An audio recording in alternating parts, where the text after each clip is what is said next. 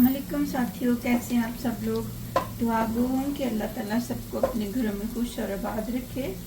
आज मैं वैसे मेरा पहले तो प्रोग्राम था कि कीमे वाले भर के करेले बनाऊंगी, लेकिन जब मैंने करेले काटे और उनको छीला और ये सारा प्रोसेस किया तो वो अंदर से बहुत छोटे छोटे और पतले पतले से निकले, तो फिर मैंने कैंसिल कर दिया उसका प्रोग्राम। तो मैंने कहा अब हम वो कीमा और करेले काट के बना लेते हैं। तो उसके लिए मैंने प्याज ब्राउन कर लिया था और अब मैंने इसमें, मेरे पास क्रश गार्लिक है, रेडीमेड बाजार से मिलता है, मैंने वही लिया था। तो ये मैं कभी कभी के लिए रखा होता है, आज भी मैंने नहीं छीला था तो इसलिए मैंने कहा चलो आज भी यही डाल लेते हैं। तो ये डाल दिया है। अब मेरे पास बोनलेस चिकन था तो मैंने उसका खुद ही कीमा बना लिया था घर में। मेरे पास चॉपर है तो कभी अगर होए ना कोई चीज़ का मेरा दिल चाहे तो घर में अगर कीमा नहीं है तो फिर मैं चॉपर में बना के डाल लेती हूँ। तो ये मैंने थोड़ा सा कीमा डाल लिया था,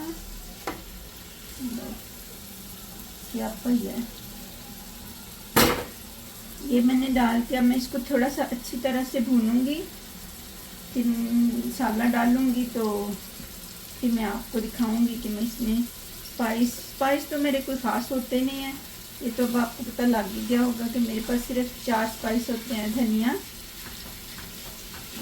कुटा हुआ या पिसा हुआ, आप कुछ भी उसको कह लें, और साथ में मेरे पास होती है हल्दी, नमक और मिर्चें, और फिर कुटा हुआ अदरक डालूंगी और साथ में डालूंगी वो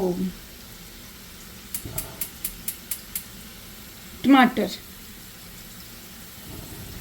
और दूसरी साइड पे मैंने ये रखा हुआ है, कढ़ाई रखी है, इसमें मैंने ये मस्टर्ड ऑयल जो सरसों का तेल होता है मैं वो डालूंगी और इसमें मैं करेले फ्राई करूंगी। इसका टेस्ट और इसका फ्लेवर और इसकी खुशबू जो होती है ना, ये मुझे अपनी अम्मी के ज़बानी और उनकी चीज़ें याद कराती हैं। क्योंकि जब हम गाँव में होते थे तो हमारे घरों में या तो ये मस्टर्ड ऑयल होता था, सरसों का तेल, और या फिर हमारे घर देसी घी होता था। तो क्योंकि ये डालडे और इस तरह की चीज़ें तब थी भी तो कभी कोई लोग कम ही यूज़ करते थे। हमारे घर में हमेशा हमारी भैंसें होती थी तो हमारी अम्मा जो थी वो तो देसी घी यूज़ करती थी, मक्खन इस्तेमाल करती थी। और अगर ऐसा कोई चीज़ होती थी जिसमें कोई फ्राइंग वाला एलिमेंट होता था, जैसे पकौड़े बनाने या ख़ास तौर पर भिंडियाँ और करेले जो होते हैं, तो वो फिर अम्मा जो थी वो इन्हीं के साथ बना लिया करती थी सरसों का तेल डाल के। तो बड़ी अच्छी इसकी खुशबू आती है। और आजकल के ज़माने में हेल्थ के पॉइंट ऑफ व्यू से डॉक्टर रिकमेंड करते हैं कि आप जो कनोला ऑयल है ये भी आप छोड़ दें। वैसे मैं खुद कनोला ऑयल लेके आती हूँ क्योंकि जो ब्रांड में लेती हूँ उसमें दो ही फ्लेवर आते हैं, एक कनोला ऑयल और एक वेजिटेबल ऑयल। तो कोशिश मैं करती हूँ कि वेजिटेबल लूँ, लेकिन समटाइम वो होता नहीं है, तो फिर इसलिए मैं उसको मंगाना मुझे कभी कभी पड़ता है। लेकिन मैंने ये सरसों का ऑयल भी रखा होता है कि अगर इस तरह की कोई चीज़ होए तो, या जब हम कभी अपनी माँओं के ज़मानों को याद करें तो फिर मैं उनकी वो चीज़ें जो वो वैसे इस्तेमाल करती थी मैं उन्हीं को ही प्रेफर करती हूँ। तो अल्लाह ताला हमारी अम्मा को जन्नत में जगह दे और उनकी मंजिलें आसान करे। आप सब लोगों की माएँ भी जिनके साथ हैं अल्लाह ताला उनको सलामत रखे, और जिनकी इस दुनिया से चली गई हैं उनको अल्लाह ताला उनके दर्जात बुलंद करे। आप भी मेरी अम्मा को दुआओं में याद रखें। अब ये सरसों का तेल होता है, इसकी एक टेक्निक होती है, आप इसको फ़ौरन नहीं इसमें डाल सकते चीज़, थोड़ा सा ये जब तक जलता है और इसका जो कड़वाहट होती है ना वो रिलीज़ हो जाती है, जैसे जैसे आग इसको जलाती है। तो अब मुझे इसकी खुशबू आने लग गई है, लेकिन अभी मैं इसमें करेले नहीं डालूँगी। जब इसमें थोड़ा सा इसमें से धुआं निकलना शुरू हो जाएगा तो फिर हमें अंदाज़ा हो जाता है कि अब ये डालने के लायक है। तो मैं थोड़ी देर में इसमें डालूँगी करेले और फिर करूँगी फ्राई। बीच में मुझे नज़र आ रहा है कि इसके अंदर कुछ बबल से बन रहे हैं, इसका मतलब है कि ये गर्म हो रहा है और इसकी खुशबू भी आ रही है, जो सरसों के तेल की एक मखसूस महक होती है। डॉक्टर कहते हैं कि आप सरसों के ऑयल में, और जो आप वैसे भी अब वो पुराने ज़मानों की तरफ लौट रहे हैं इंसान, पता नहीं आहिस्ता आहिस्ता मुझे लगता है कि हम उन्हीं जगहों में चले जाएंगे, उन्हीं ज़मानों में जहाँ से हम निकल निकल के वापस आए हैं और हमने मॉडर्न चीज़ों को अपनाया है। तो आज हम उनकी सज़ाएं भुगत रहे हैं। पहले ज़मानों में, पहले वक्तों में लोग इतने बीमार नहीं होते थे।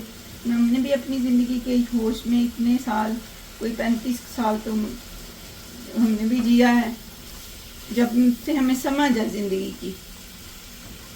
लेकिन फिर भी तब चीज़ें थी अच्छी। मैंने अपने वक्त में, जब हम गांव में थे, एक हमारी नेबर होती थी, उनको हार्ट अटैक हमने आते देखा था, कि हमने सुना था कि उनको अचानक से मौत हो गई थी, उनको एक ब्लड की वॉमिट आई थी और वो उनकी डेथ हो गई थी। तब पता भी नहीं था हार्ट अटैक का।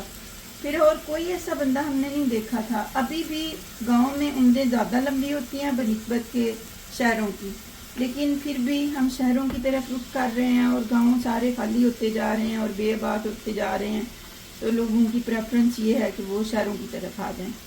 अभी थोड़ा सा गर्म हो रहा है तो मैं आपको भी बताती हूँ।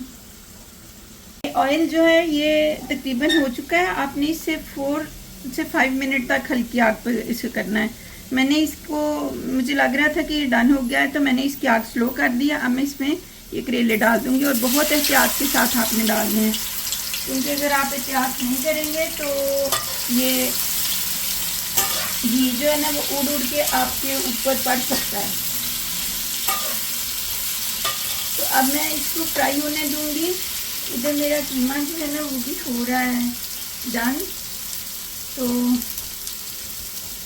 हाँ, जब हम छोटे होते थे तो हमारी अम्मियाँ खाने बनाया करती थी, और वैसे तो मेकअप पे कई चीज़ों से लगती होती थी, पर फिर भी जो वो ज़माने से हमारी माँ तब थी तो तब हमें अच्छा लगता है कि वही चीज़ें याद आती हैं। कल को जब हम नहीं होंगे, हमारे बच्चे बड़े हो जाएंगे, तो उनको भी अपनी माँ और अपनी बाप की चीज़ें, उनके बाप से याद आएंगी। अभी तो उनको बड़ी कड़वी लगती हैं। मैं भी जब छोटी क्या, मैं वैसे बड़ी थी, कोई 14 ईयर की होंगी, 15 की। तो जब भी कोई हमारे गांव, हमारे जहाँ हम रहते थे, कोई दिन में अगर कोई फौतगी हो जाती थी तो पता नहीं क्यों मुझे शौक़ होता था कि मैं कुल खाऊं। ये जो हम ख़त्म जलाते हैं कुछ लोग, तो हमारे अब्बा जी भी जाते होते थे। जाहिर है वो फौतगी वाला घर होता था तो सभी बुजुर्ग और बंदे, बूढ़े और अम्मियाँ जाती होती थी, तो मेरे अब्बा जी भी जाते होते थे। तो अब तो पता नहीं, काफ़ी साल हो गए मुझे उस सिस्टम से निकले हुए, तो मुझे अब याद पता नहीं है। लेकिन तब था कि जो भी आने वाले होते थे ना, उनको लोगों ने चॉपर में डाल के वो चने और मीठी कोई चीज़ें होती थी, कुलड़ियाँ, ये कुछ इस तरह की जो मखाने वो टाइप होती थी, तो वो एक पैक बना के दिया होता था। तो मेरे अब्बा जी जब भी जाते थे किसी ऐसे मौके पे, जो कि अब सुर्खी वाला वैसे तो होता था, तो मैं उनको बड़ी पक्की से कहा करती थी कि अब्बा जी आपने ना कुल लेके आना है मेरे लिए। उनको कुल ही कहा जाता है। तो एक दिन अब्बा जी मुझे कहते हैं कि अब तो तुम ना बड़े कुल खाती हो ना लोगों की माओं के, जब तुम्हारी अपनी माँ मरेगी ना तो तुमने कहना कभी नहीं मैं कुल खाऊंगी। और फिर ऐसा हुआ कि मैं अपनी अम्मा के पास थी नहीं। जब मेरी अम्मा का आखिरी वक्त आया तो बस तब मेरा नया ट्रीटमेंट हुआ था और मेरी कंडीशन बहुत सीवियर थी और फिर मैं जा ही नहीं सकती थी। तो बड़ा दुख होता है इस चीज़ के लिए। ऐसे वक्तों में आपको लगता है कि परदेश कितनी जालिम चीज़ होती है। अब मेरा जो करेले हैं ये थोड़ी देर फ्राई हो जाएंगे तो फिर मैं आपको इनकी फाइनल शक्ल दिखाती हूँ कि ये कैसे फ्राई होके तो हो जाएंगे, सुकड़ जाएंगे और थोड़े से हो जाएंगे। फिर इनकी करवाहट, वैसे तो मैंने 2 दिन से वैसे इनको नमक लगा के रखा हुआ था, तो अब कुछ कड़वाहट तब भी ख़त्म हो गई और अब फ्राई करने से भी कुछ इंशाल्लाह ख़त्म हो जाएगी। तो फिर मैं आपको बताऊंगी कि अब ये कैसे कड़वे हैं या नहीं हैं। ये मेरे करेले जो हैं वो तकरीबन फ्राई हो चुके हैं और ये कीमा भी जो है ना इसको भी मैंने थोड़ा सा फ्राई कर लिया। अब मैं इसमें ये एक बड़ा वाला टमाटर था और एक कोई 2 टेबलस्पून जो है वो अदरक होगा, साथ में 2 ही हरी मिर्चें मैंने काट के साथ ही रख ली थी, अब मैंने वो इसमें डाल दूंगी।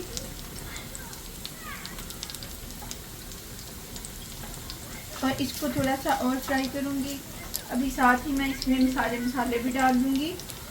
सॉल्ट का मैंने आपको बताया था कि इसमें थोड़े से कंकर होते हैं, तो उसको मैं अलग से कल मैंने ऐसे ही किसी सब्ज़ी में डाल दिया था, तो थोड़ा मुझे उसमें आ रहा था।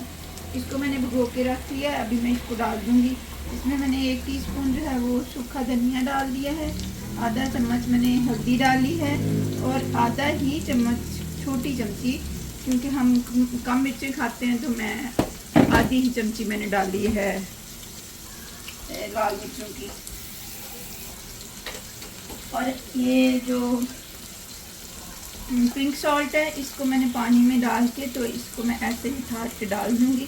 जो कंकरियाँ छोटी छोटी जरे जरे होते हैं वो रह जाते हैं नीचे। और इसको मैं थोड़ा सा और फ्राई कर लूँगी। करेले जो है वो मेरे हो चुके हैं फ्राई, पर मैंने अभी इसका चूल्हा नहीं बंद किया।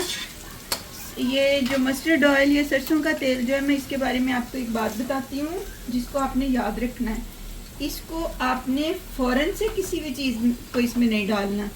आप इसके साथ खाना भी बना सकते हैं, बल्कि ये जो ऑलिव ऑयल से ये बेस्ट है, क्योंकि आप ऑलिव ऑयल को बहुत ज़्यादा हीट नहीं कर सकते हैं। तो जो लोग ऑलिव ऑयल में कुक करते हैं, खाना बनाते हैं, वो बिल्कुल अच्छा नहीं, उनकी हेल्थ के लिए वो असर करता, क्योंकि ये इसको जितना आप हीट पे ऑलिव ऑयल को गर्म करते हैं तो उसकी जो उसके अंदर जो चीज़ें और जो वैल्यूज़ होती हैं वो सारी डिज़ोल्व होके और वो बर्न हो जाती हैं। उनका कोई इफ़ेक्ट नहीं, बल्कि उसके साइड इफ़ेक्ट्स हो जाते हैं। लेकिन सरसों का तेल जो होता है, इसको आपने डाल के थोड़ी देर के लिए इसमें आग जला के खाली रखना है देगची में या कढ़ाई में, जिसमें भी आप डाल रहे हैं। फिर आपने उसकी खुशबू आने देनी है। जब उसकी खुशबू आनी बंद हो जाए तो फिर आप उसमें कोई भी जो चीज़ आपने फ्राई करनी है या जो चीज़ पकानी है आप तब उसमें डालें। कच्चा आप इसको नहीं यूज़ कर सकते। और इसके इतने बेनिफिट्स हैं कि आप अभी सर्च करें तो आपको अंदाज़ा होगा कि ये हार्ट के लिए, शुगर पेशेंट के लिए कितना ज़रूरी होता है। ये आपके ब्लड को पतला करता है।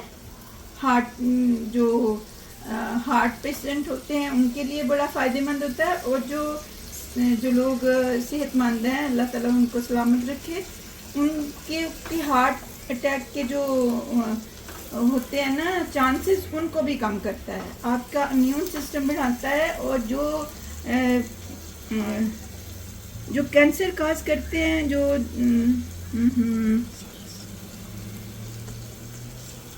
जो सेल्स कैंसर काज करते हैं, ये उनको भी मार देता है।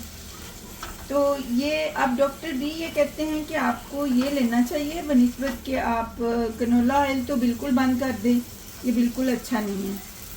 दूसरा, और ये वेजिटेबल ऑयल हम यूज़ करते हैं या कॉर्न ऑयल होता है, तो उनकी निस्बत ये डॉक्टर कहते हैं कि ये सरसों का तेल और मस्टर्ड ऑयल जो है ना वो ज़्यादा बेस्ट है। अब ये थोड़ा सा इसको भून दूंगी और फिर मैं इसमें करेले डाल दूंगी। ये मेरा कीमा जो है ना वो तकरीबन भुना जा चुका है। अब मैंने इसमें एक स्टिक थी मेरे पास, हाफ से कम थी, यानी 2 टेबलस्पून होगा, इतना मैंने बटर डाल दिया। साथ ही मैंने ये करेले फ्राई जो हो गए थे वो मैंने डाल दिए। अब मैं इसको ज़रा अच्छी तरह से मिक्स करके तो इनको दम दे दूँगी, क्योंकि करेले थोड़े से सख्त हुए होते हैं तो वो नरम हो जाते हैं दम के अंदर, जो अकड़े अकड़े से होते हैं फ्राई करने की वजह से। तो इंशाल्लाह इसका टेस्ट बहुत ही अच्छा होएगा। साथ में बेटे ने रख दिया अपना पराठा बनाने के लिए, मलेशियन पराठा गरम कर रहा है। यहाँ पर रेडीमेड पराठे होते हैं तो वो मैं ले आती हूँ, क्योंकि कम टाइम मेरे से रोटी ना बने तो फिर मैं वही उनको गर्म कर देती हूँ, या खुद भी वो गर्म कर लेते हैं यहाँ पर। तो वो उसने रखा है, फिर मैं आपको ये होता है दम में जाता है तो फिर मैं आपको इसकी फाइनल लुक दिखाती हूँ, साथ में पराठा टेस्ट करके भी दिखाती हूँ। ये मेरा कीमा करेले रेडी हो चुके हैं। ऑनेस्टली ये बहुत मज़े के हैं। साथ में मेरी प्लेट भी रेडी हो गई है। मैंने भी ये पराठा रेडीमेड ले लिया है और साथ में मैंने योगर्ट भी डाल लिया है। तो आप सब लोग भी ट्राई करो और फिर मुझे कमेंट्स में बताएं कि आपका कितना मज़े का बना है। सब लोग अपने अल्लाह ताला आप सब लोगों को अपने घरों में खुश रखे, मुझे दुआओं में याद रखें, अपना बहुत सारा ख्याल रखें, लाइक शेयर और सब्सक्राइब करें और घंटी का बटन भी दबा दें और कमेंट किया करें ताकि मैं आपकी कमेंट्स पढ़ पढ़ के कुछ आपसे मैं भी सीख सकूं। बहुत शुक्रिया। अल्लाह हाफ़िज़।